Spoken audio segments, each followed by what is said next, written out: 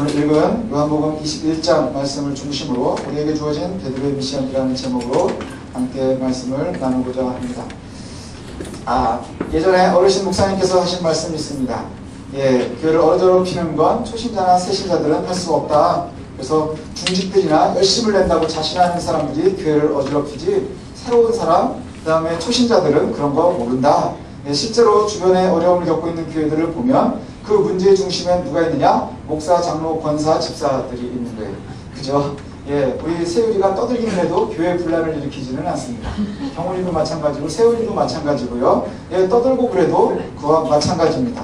우리를 좀 돈답스럽게 하고 정신없게는 할지는 모르지만 교회를 분란 일으키진 않지요. 하지만 그것을 말리는 부모들은, 그 다음에 집사님들은, 권사님들은, 장로님들은, 목사님들은 교회 분란을 일으킬 수 있다는 것이지요. 실제로 주변에 그러한 일들을 보게 됩니다. 그리고 그 틈바구니를 보고 기가 막히게 하이에나들처럼 덤벼드는 것이 바로 이단 세력들입니다. 그래서 가장 약한 곳을 공격을 해서 그리스도의 복음을 해하고자 하지요. 그래서 가장 안타까운 사람들 중에 하나가 누구냐면, 자신이 굉장히 열심히 교회 생활을 하는데 그 열심히 교회를 괴롭히는 사람들이 있어요. 열심히 있는데 괴롭히고 힘들게 합니다. 근데 더 안타까운 건 뭐냐? 본인들은 잘 몰라요.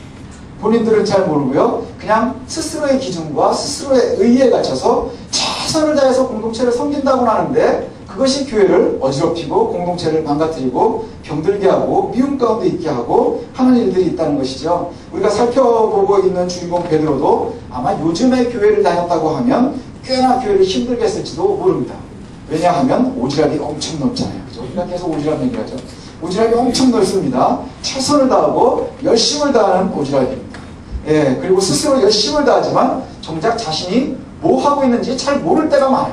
뭘 하고 있는지를 잘 모를 때도 많고요. 그래서 방향을 잘 모르기도 하고요. 그냥 예전에 어떤 참고서 광고하는 것처럼 그저 열심히 하는 거예요. 그냥 열심히 하는 거예요. 아침에도 무슨 공부, 저녁에도 일부 하지만 결과는 없이 그냥 열심히 할 뿐이라는 것이죠. 예수님께서요, 사역을 갖다가 우리가 정리를 해보면요, 예수님께서 제자들을 불러 모으시고요, 그리고 데리고 다니시면서 가르쳐주시고 보여주시고 체험하게 하셨습니다. 그래서 지금 우리가 교육하는 거와 되게 비슷하죠. 가르치고, 이론을 가르치고, 그 다음에 미리 보여주시고 또 체험하게 하셨어요. 그래서 예수님께서 데리고 다니시면서 오병이어때 떡을 나눠주기도 하셨고요. 그 다음에 중간에 보면 역시 마을로 돌려보내면서 전도도 하게 하고 이미 예수님과 함께 있는 동안에 복음을 전파하게 하기도 했었던 것 같아요. 그래서 제자들이 돌아와서 내가 전파하니까 잘 믿습니다 이러고 보고하는 장면들도 있는 것을 보게 되거든요. 예수님께서는 그와 같이 늘 천국에 대해서 말씀하셨고 병을 고쳐주셨고 또 여러 가지 일들을 보여주셨습니다. 목적이 뭘까요? 목적이 뭘까요? 예수님이 그리스도인 것을 알리기 위함, 그리고 하나님의 나라를 보여주기 위함이라는 것이죠. 예수님의 가르침은요, 영어를 가르치지도 않으셨고요, 수학을 가르치지도 않으셨어요. 하나님의 나라 외에는 말씀하지 않으셨어요. 그 다음에 병을 고치실 때에는 죄사함에 대해서만 말씀을 하셨습니다. 낫는다, 죄사함을 받으라. 그리고 귀신을 내어 쫓을 때는 죄로부터의 해방만을 말씀하셨어요. 죄로부터 벗어나는 것, 이것을 요약하면 예수님께서 끊임없이 말씀하셨던 회개하라, 천국이 가까웠다는 것입니다. 회개하라, 천국이 가까웠다. 그리고 예수님께서 제자들이 비로소 예수님이 누구이신 줄을 이제 고백할 수 있을 때가 됐을 때 비로소 뭘 얘기해요? 고난을 얘기해요. 십자가를 이야기하고요. 그리고 나서 내가 예루살렘에 올라가서 죽을 거고, 그리고 그 죽음 이후에는 다시 살아날 거고 부활할 것이고, 이것에 대해서 다 말씀하셨습니다. 왜냐하면 그 부활까지도 말씀하지 않으면 제자들이 절대로 알지 못할 것이기 때문이지요. 그럼에도 불구하고 제자들은 역시 거부합니다. 왜 거부할까요? 내가 원하는 예수님의 모양이 아니니까, 내가 원하던 모습이 아니니까. 사람들이 오랫동안 구약시대 때부터 기다리던 메시아의 상은 다윗과 같은 승리, 그래서 우리에게 먹을 것을 주고 힘이 있게 하고 로마로부터 이전에 많은 강대국으로부터 속국으로 살았었던 이스라엘을 정치적으로, 사회적으로, 경제적으로 우리를 해방시켜줄 내가 딱 틀에 만들어 놓은 메시아가 있는 거예요. 그런데 고난당하고 죽고 부활한다? 부활이 의미가 없는 거예요. 고난당하기 때문에. 그래서 거절을 하지요. 원하는 모습이 아니기 때문입니다. 그럼에도 불구하고 그리스도는 그 일을 이루셨어요. 제자들이 준비가 되었건 준비가 되지 않았건 베드로와 그 다음에 제자들이 준비되지 못했지만 예루살렘도 아직 준비되지 못했을지라도 그러나 하나님의 계획은 이루어졌다 하는 거예요. 준비되지 못한 제자들은 도망을 갔죠. 열심으로 도망을 갔습니다. 3일 만에 우리 지난주에 살핀 게 뭐였죠? 3일 만에 예수님이 다시 부활하셨어요. 거기를 정말 열심히 뛰어갔었던 베드로, 그래서 뛰어간 베드로가 빈 무덤을 보고 뭘 했죠? 집으로 그냥 돌아갔어요. 그죠? 그냥 다시 집으로 돌아갔을 뿐이에요. 아무 변화도 없는 거예요. 예수님의 부활 자체가 그 믿지 않고 그 다음에 그와 함께하지 않으면 우리에게 아무런 영향력이 없는 거예요. 예수님 무덤이 비었네? 어떡하지? 하고 정말 코미디같이 집으로 그냥 돌아갔습니다. 꼼짝도 하지 않았어요. 그리고 우리가 보면, 그리고 오늘 본문이 예수님이 세 번째 나타나는 거거든요. 지난주에 나왔었던 것처럼 제자들이 있을 때 도마에게 나타나시고, 그리고 세 번째 나타나시는 장면은 숨어 있었던 곳이 아니라 어디냐? 갈릴리 호숫가로 다시 온 거예요. 디베랴로. 갈릴리 호숫가면 어디예요? 원래 예수님과 만났던 곳. 예수님이 돌아가신 건 어디예요? 예루살렘. 엄청나게 멀리 있었던 예루살렘에서 지금 다시 다 돌아왔습니다. 돌아와가지고는 뭘 하죠? 뭘 해요? 나는 다시 고기나 잡으러 가야겠다. 사실은 예수님께서 제자들에게 나타나셔서 하셨던 말씀이 하나 있어요. 뭐예요? 성령을 받으라. 성령을 받으라의 의미가 뭐라 그랬었죠? 이제 너희가 너희의 의지대로만 사는 것이 아니라 내 안에 계시는 성령의 의지에 이끌려 살아가는 겁니다. 그렇죠. 그것이 바로 세상 사람들과 그리스도를 알지 못하는 사람들과 그리스도의 백성들이 다른 모습이 바로 거기에 있는 거예요. 내가 내 원하는 대로 내 이해관계에만 열심히 최선을 다해서 가는 게 아니라 성령에 이끌려서 성령이 이끄는 대로 살아가는 것, 이것이 바로 그리스도인들이 본질적으로 예수님이 부활하신 이유가 거기에 있다는 거예요. 성령을 받으라 했는데 성령을 받겠다 그 얘기를 들은 베드로가 가 있는 곳이 어디예요? 지금 갈릴리로 다시 돌아와가지고 뭐 하는 거예요? 나 다시 물고기나 잡으러 가야겠다. 제가 굉장히 좋아하는 가수가 있는데 YB 있어요. 윤도현 집사님. 나 이제 돌아갈래 이러고 그냥 돌아가 버린 거예요. 어디로 돌아간 거예요? 과거로 돌아간 거예요. 과거로 돌아간 거예요. 과거로 돌아가는 게 바로 어디죠? 예수님을 만났었던 갈릴리. 예수님을 만나기 이전 내 생활의 터전, 그곳으로 돌아갔습니다. 사실 우리가 기대했었던 건 뭐예요? 여러분들이 예수님이라고 하면 베드로에게 성령을 받으라, 내가 살아났단다 하고 보여주고 나면 그 다음에 여러분들 입장에서는 뭘 기대하겠어요? 이제부터는 그리스도를 이야기하고 있는, 그리고 그리스도가 원하는 삶을 사는 그러한 베드로를 기억하지 않겠어요? 예전에는 그런 얘기들이 있었습니다. 아주 망나니같이 사는 사람들이 있어요. 그죠? 동네마다 그런 사람이 있었어요. 술 먹고 내일 누워 있어가지고 이 사람이 술 누워 있구나, 여름이 됐구나 뭐 이런 거 따지는데, 그 사람이 어느 날 교회를 가기 시작을 하면 이제 좀 뭔가 사람들이 기대하는 그런 시대가 있었죠. 왜 그러죠? 예수를 믿으면, 교회를 가면 사람이 변한다고 생각을 한 거예요. 베드로도 역시 변해야 되는데 오늘 본문에 보니까 변한 것이 하나도 없었어요. 그죠? 변한 것이 하나도 없었어요. 그의 그 열심이요, 그의 삶을 바꾸지 못했다는 거예요. 그 열심의 삶이 바꾸지 못했다는 거예요. 예수님이 숨어 있었던 곳에 만났음에도 그의 삶은 바뀌지 않았어요. 예수님이 죽었다가 다시 살아난 것을 눈으로 봤어도 그가 바뀌지 않았어요. 이것을 모두 확인한 베드로의 반응은 그저 뭘 먹을까, 뭘 입을까, 이것을 걱정하는 일반의 모습으로 다시 돌아왔다는 것이죠. 예수님이 예전에 오병이어가 끝난 다음에 강 건너까지 막 찾아와가지고 예수님을 따르던 사람들을 막 책망한 적이 있어요. 뭐라고 책망하셨죠? 너희들이 하나님의 나라를 봤기 때문이 아니라 먹을 걸 주니까 따라오는구나 하고서 책망하셨던 때를 기억하십니까? 그때 아닌 척하고 옆에 서 있었던 베드로, 아닌 척하고 이놈들 니네 먹을 거 주니까 따라다니지, 나는 그물도 버리고 왔어, 나는 배도 버리고 왔어, 아주 자신만만해 했었던 그 베드로도 어쩌면 예수님이 먹을 걸 주니까 따라다녔던 거예요. 들을 만한 이야기를 해주니까 그냥 따라다녔었던 것 같아요. 베드로도 어쩌면 그 이유와 다르지 않았다는 것이지요. 이제 예수님이 내 옆에 없으니, 부활하신 예수님이지만 내 옆에 없으니 뭐 하면 되는 거예요? 본래 내 본래 삶으로 다시 돌아가는 거예요. 옛사람으로의 회개야. 너무 슬픈 일 아닌가요? 그래서 아마 베드로가 그 얘기를 했던 것 같아요. 베드로 오세요. 그리스도를 알고 변화됐었던 사람이 다시 옛날로 돌아가면 예, 너무나 슬픈 것을 갖다가 이야기한 것처럼 바로 거기에 있는 것 같아요.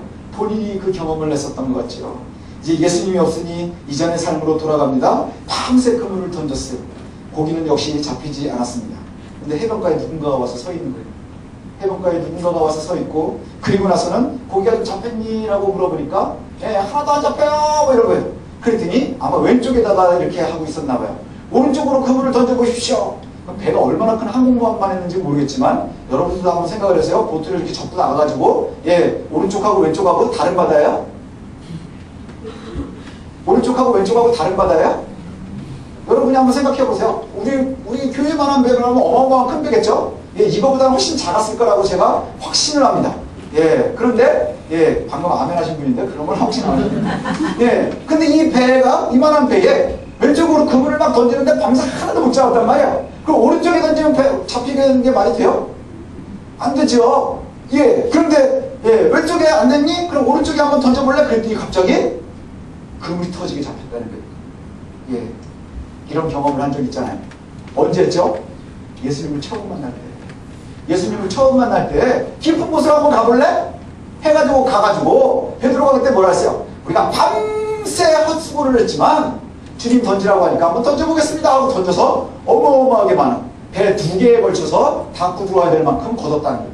오늘도 마찬가지예요. 오른쪽으로 던져봐라 그래서 던졌더니 배가 어마어마하게 가득히 차더라는 것이죠. 아마 힘드니까 겉옷을 벗고서 이제 막 일을 하고 있었던 것 같아요. 예, 고기를 잡으면서 얼마나 신났겠어요? 옛사람으로 빨리 돌아가는 거죠. 아, 내가 옛날에 사업을 좀 했었는데 야, 이거 해보니까 괜찮네. 금방 회복이 되네. 뭐 어마어마하게 막 건지고 있었던 것 같아요.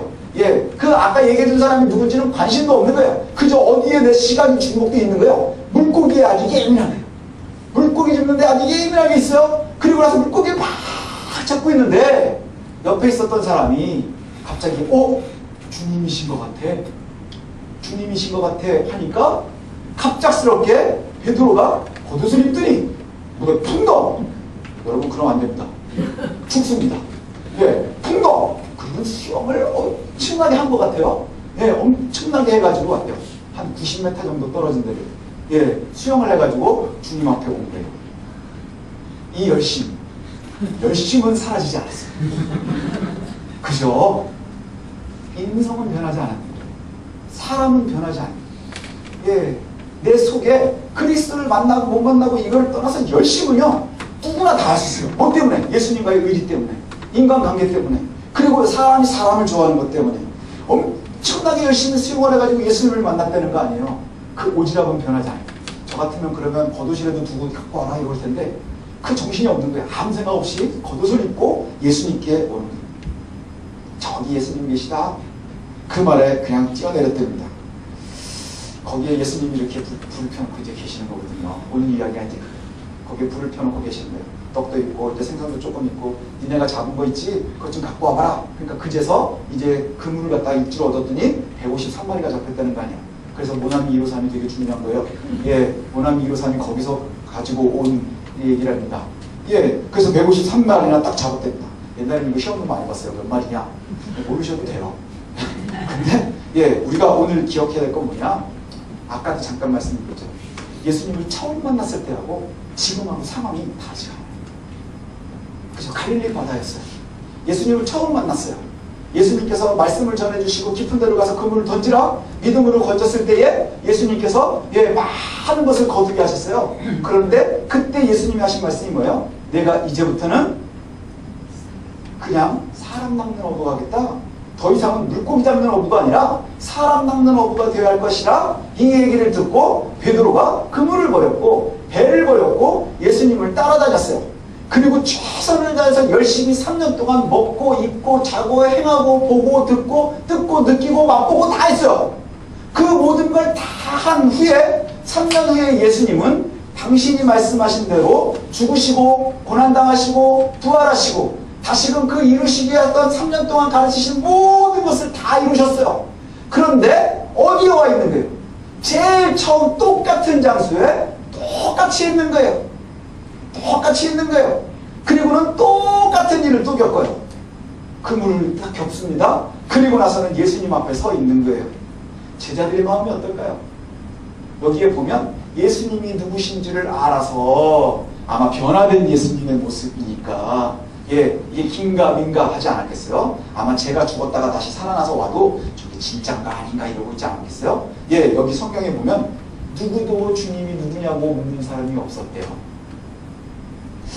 아마 저는 이제 성경을 읽으면서 이렇게 상상을 하는 걸 좋아해요.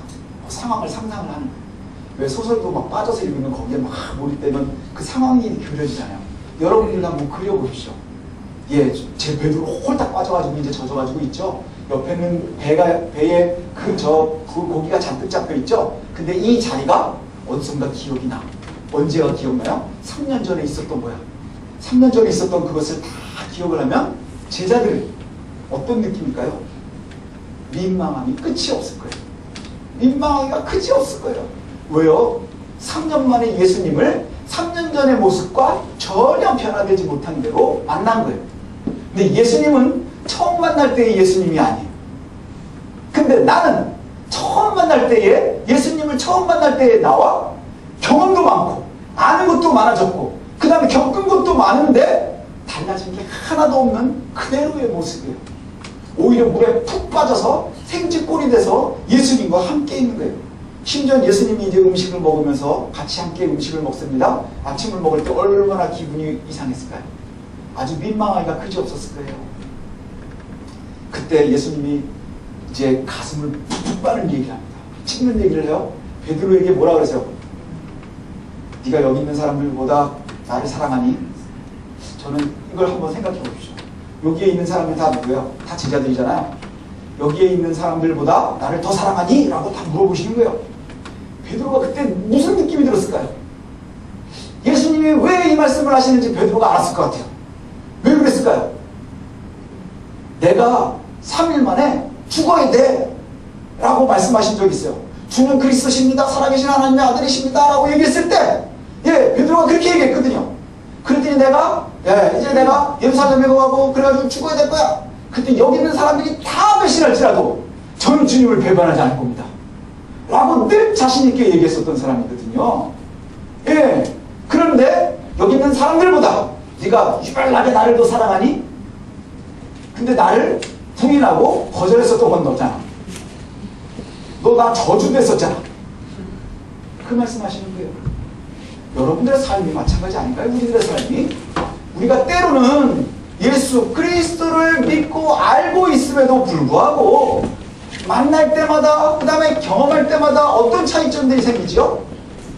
때로는 내 주변의 상황 때문에 예수님을 모르는 척하고 그 다음에 저주하는 모습을 갖기도 하고 그런 모습을 우리들이 갖는 거예요. 그것이 예수님을 만난 처음의 모습이 아니라 언제였어요? 예수님이 돌아가실 때는 사역 다 이렇게 끝이니까 지금 얼마 전에 있었던 얘기예요. 얼마 전에 있었던 얘기. 3년 동안의 그 모든 것을 경험한 후에 예수님을 부인하고 거절하고 저주했었다. 네가 날 사랑하긴 하니? 이 말씀이에요. 근데 믿음은 이제 말을 참 잘해요. 교회 다니는 사람들이 말을 참 잘해요. 베드로가 뭐라 그래요?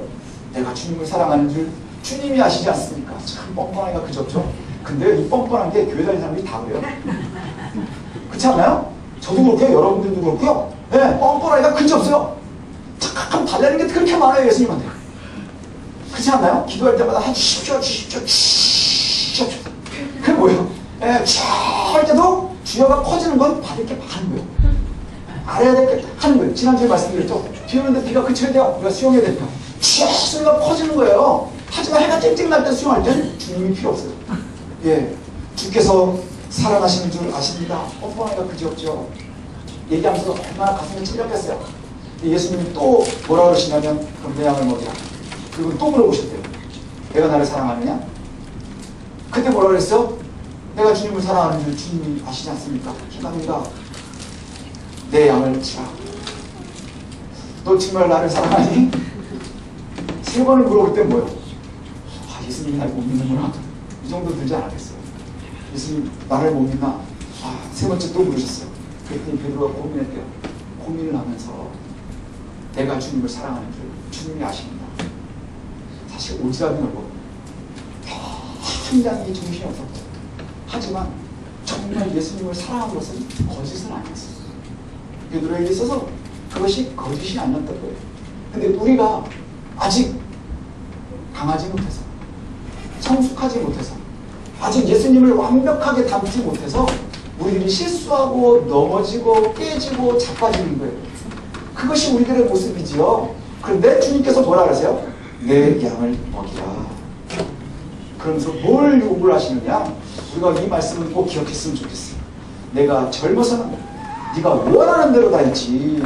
하지만 내가 나이가 들면 네가 원하는 것이 아니라 네 손을 활짝 열게 될 것이고, 그리고 다른 사람들 때문에 내가 당하게 될 거야 라고 말씀하죠. 예, 그렇게 네 늙은 시절을 지내게 될 거야.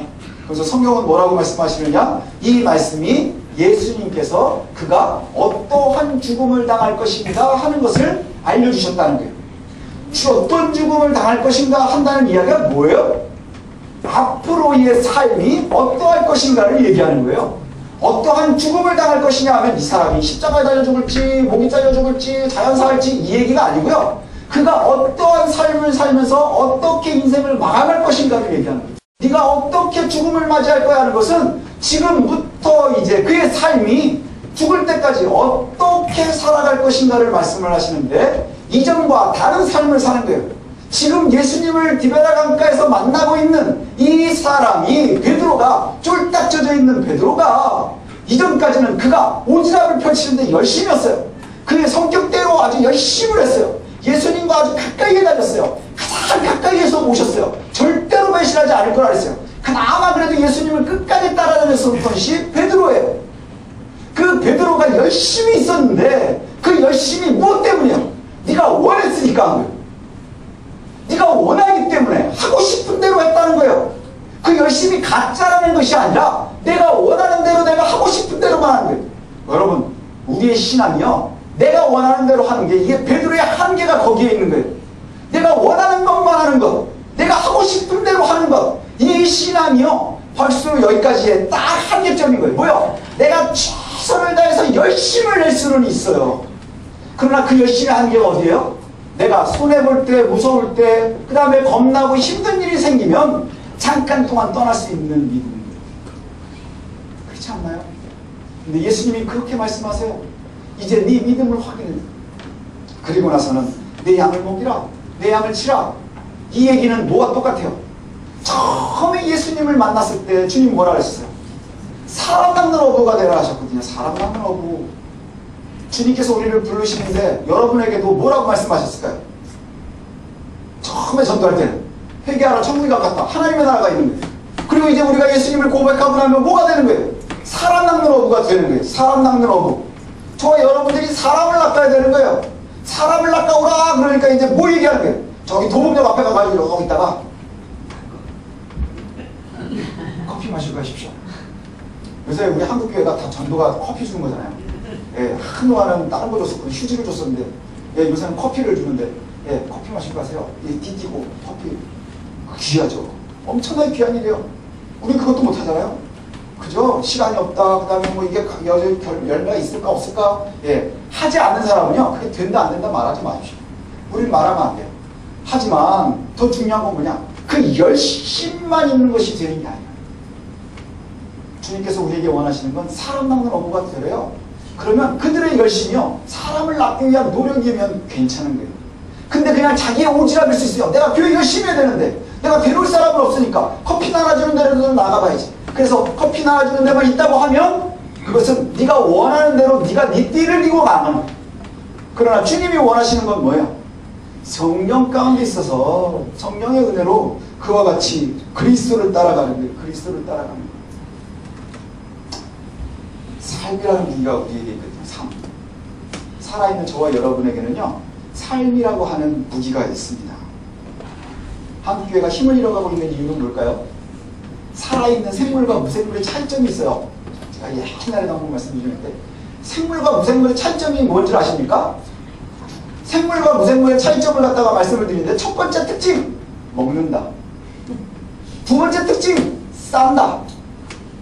세 번째 특징, 복제를 한다. 이거예요. 네 번째 특징, 죽는다.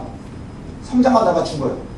여러분들도 마찬가지 아닌가요? 우리가 굉장히 고상한 척하지만 아침 먹고 점심 먹죠. 아무도 그런 척은 안 하지만 화장실 없는 교회는 부흥할 수 없어요. 그렇지 않나요? 예, 화장실을 안 갈 수 없기 때문이에요. 그렇죠? 쌍당. 살아있다는 증거예요. 그죠? 그리고 살아있다고 하는 증거의 가장 큰 특징 중에 하나는 뭐냐? 살아있으면 반드시 성장하고요. 그 다음에 죽어요. 그리고 죽기 전에 복제를 해요. 생물학적으로도 복제를 하고요. 제자리를 만들어내기도 하고요. 나와 비슷한 걸 자꾸 만들고 싶어 해요. 그래서 선생님들은 제자들을 만들고 싶어 하고요. 그 다음에 부모들은 자녀들을 만들고 싶어 해요. 내 거보다 더 좋은 신제품을 만들어내고 싶어 해요. 예, 그렇죠. 그래서 계속 복제해내고 있는 거예요. 복제를 전혀 하고 있지 않으면 사실은 살아있다 할 수 없는 거예요. 살아남는 어부가 뭐죠? 바로 그와 같은 일을 해야 하는 거예요. 커피를 하나 주면서 복제를 할 수 있어야 돼요. 근데 우리가 그와 같이 못한다고 하면 저와 여러분들이 삶이라고 하는 무기가 있거든요. 우리가 그 무기를 사용할 수 있어야 돼요. 주님께서 우리에게 주신 무기가 뭐냐? 우리의 삶이에요. 우리의 삶. 그래서 내가 그리스도인 것을 알리는 거예요. 내가 그리스도인이라고 하는 것을. 내가 예수쟁이라는 걸 알리는 거예요. 예수쟁이가 일반 사람들과 다른 모습을 끊임없이 보여줘야 되는 거예요. 그렇지 않나요? 아, 예수 믿는 사람은 역시 하면서 교회가 이렇게 부흥을 해왔거든요. 근데 요즘에는 예수 믿는 사람은 역시 해가지고 다 떠나는 거예요. 왜요? 예수 믿는 사람은 말만 잘하고 사기꾼도 많고, 예수 믿는 사람들 거짓말하는 사람들도 많고, 예수 믿는 사람들이 다를 바가 하나도 없는 거예요. 그게 어디에서 차이가 나는 줄 아십니까? 사회적으로 있는 통계들을 보면 알아요. 예, 뭐가 있을까요? 뭐 이혼율, 그 다음에 뭐 잘못된 것들, 여러 가지 상황들이 있으면요, 교회 안에서의 통계도 다르지가 않아요. 전 사회적으로 이혼율이 지금 30%가 넘어간다, 40%다 이렇죠? 그 통계가 교회 내에서도 똑같아요. 다르지 않아요. 우리는 좀 달라야 되는데. 초대교회는 달랐대요. 한국의 초대교회도 달랐대요. 교회를 다니기 시작하면 사람들이요, 신뢰해졌어요. 옛날에는 내가 저기 교회 다니는 집사인데요. 그러면 처음 보는 사람 외상도 줬었다는 얘기를 제가 들었어요. 요즘에는 제가 어디 다니는 집사인데요 하고 얘기하면 절대 그런 사람들 믿으시면 안 돼요. 자기가 먼저 집사인데요 이러고 나오는 사람들이 사기꾼인 가능성이 많아요. 얼마나 슬퍼요. 우리가 웃을 수 있는 일이 아니라. 우리의 삶의 무기로 그리스도인인 것을 보여주지 못했기 때문입니다. 이제 우리가 그와 같아야 될 줄로 압니다. 여러분이요, 그리스도인답게 사는 것이 사람 남는 거예요. 사람 남는 거예요.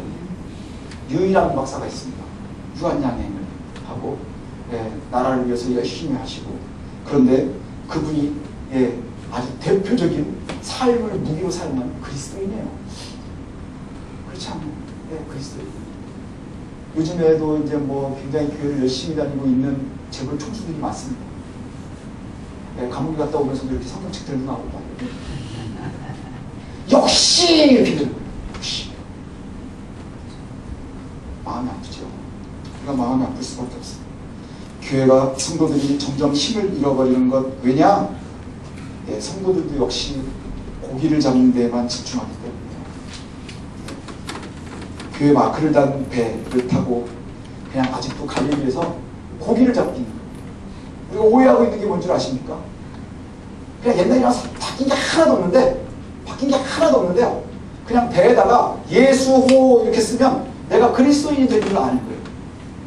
옛날에는 안 그랬는데 교회 다니면서 어디 교회에 이렇게 마크 교회에다가 붙이는 거 있으면 내가 그냥 예수 다니는 줄 아는 거예요. 예수님을 사랑한다고 고백하는 우리가 혹시 오병이어에 배불러서 혹은 떡을 찾아서 예수님을 따라다니던 그 열심의 사람들, 이전에 베드로의 모습이 아닌지 한번 되돌아봤으면 좋겠습니다. 주님께서 우리에게 원하시는 삶이 있어요. 베드로에게도 얘기했었던 그 미션이 뭐냐? 예수님을 너무너무 사랑해서 늘 우리가 예수님을 사랑해서, 그래서 예수님께서 되라고 한 사람 낚는 어부가 되는 거예요. 그리고 사람을 낚을 수 있는 삶을 살아가는 거예요. 예수 때문에 행복하고, 예수 때문에 은혜롭고, 예수 때문에 즐거운 삶을 살아야 되겠죠. 그리고 그것이 복된 삶이에요. 예수 때문에 너무너무 행복한 거예요. 예수 때문에 너무너무 즐거운 거예요. 그러나 우리의 삶이요, 예수 때문에 때로는 괴로워요. 예수 때문에 고통당하기도 하고요. 예수 때문에 외롭기도 하고요. 예수 때문에 선례를 보기도 해요. 이것이 참 그리스도인의 삶인 거예요. 삶을 살아가면서 여러분 매일매일 아이들 보면서 늘 행복하시나요? 저는 우리 딸 보면서도 너무 이쁘고요. 우리 아들 보면서 너무 행복해요. 얘네들 때문에 제가 괴로울 때도 많아요. 근데 얘네들 때문에 위로받을 때도 많아요.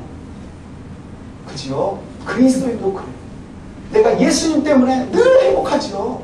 늘 은혜롭죠. 하지만 내가 예수님 때문에 괴로움도 고통도 손해도 감수할 수 있어야 예수님과의 사랑인 거예요. 여러분 애들이 이쁠 때만 길러요? 미울 땐 버려요? 개도 그렇게 하면 요새는 잡혀가요. 고양이도 그렇게 하면 잡혀가요. 근데 우리가 예수님은 그렇게 대할 때가 있어요. 이제 우리가 그리스도를 사랑하고 예수님 때문에 행복하고 은혜롭고, 그러나 때로는 예수님 때문에 고통스럽고 괴롭고 힘들고 소외당하고 외롭고 어려워도 예수님 때문에 살아갈 수 있는 저와 여러분이 됐으면 좋겠습니다. 그것이 바로 사람 낚는 어부들의 삶인 거예요. 그러면 우리는 늘 손해만 보겠느냐? 아니면 성경은 늘 우리에게 위로의 말씀이 뭐예요? 최종 결과는 하나님이 우리에게 주시는 거예요. 최종 결과는 하나님께서 우리에게 주시는 거예요. 그것을 믿고 따라가는 저와 여러분이 되었으면 좋겠습니다. 그래서 하나님의 나라를 바라보면서 사람들을 낳고 세상을 바라보고 그곳에 그리스도의 향기를 발할 수 있는 저와 여러분들의 복된 삶 되시기를 소원합니다. 기도하겠습니다.